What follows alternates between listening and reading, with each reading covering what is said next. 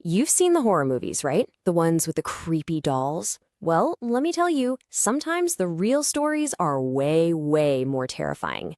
We're about to dive into a legend that kicked off over 100 years ago, and some people swear it has never ended. And let's just start with the most chilling part. Right now, as in today, there's a doll in a Japanese temple. And its hair, well, it keeps on growing, almost as if it were still alive. So this whole story spans more than a century. It all starts out so innocent, with a gift back in 1918. But then it gets forged in absolute tragedy. And that leads to a haunting that, by all accounts, is still going on. Okay, so where did all this even begin? Let's roll it back to the very start. And it wasn't with some dark curse or anything like that. It all started with a simple, loving gesture. Picture this. It's Japan, 1918.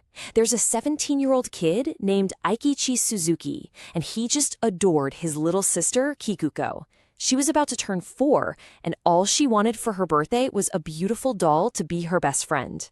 So Aikichi worked for a whole month, saving up every single penny he could, and he found the perfect one.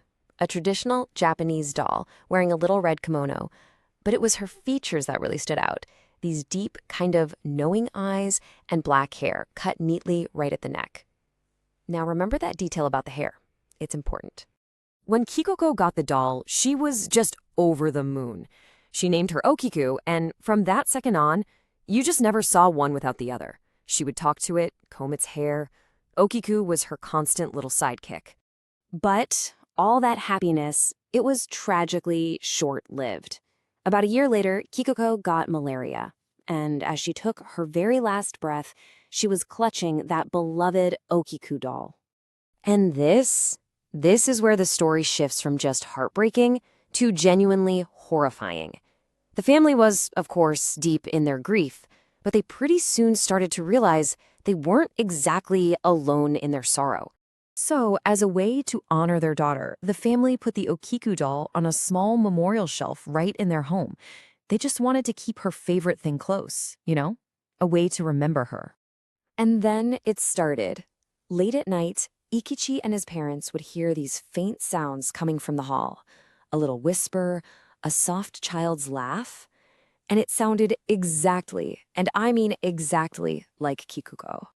But look, sounds are one thing. What came next was the first undeniable physical change. Eikichi noticed the doll's hair. Remember how it was black and cut right to its neck? Well, now it was longer. It was reaching its shoulders. It even had this brownish tint and split ends, just like real, growing human hair. That discovery, it turned that feeling of unease into just pure terror. And those strange little occurrences, well, they were about to get a whole lot worse. So in an attempt to get some kind of control back, Kikuko's mom grabs a pair of scissors and trims the doll's hair right back to its original neck length. And it turns out this was the worst possible thing she could have done. From that point, the haunting just intensified. The whole family started having these horrible nightmares about the doll attacking them. The mother would wake up screaming, swearing that Okiku was sitting on her chest.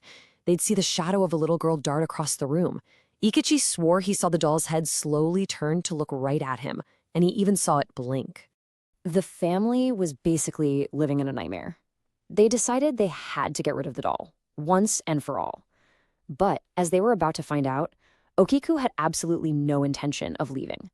So, driven completely to their breaking point, the father takes the doll, walks out to a field nearby, and just buries it, deep in the ground.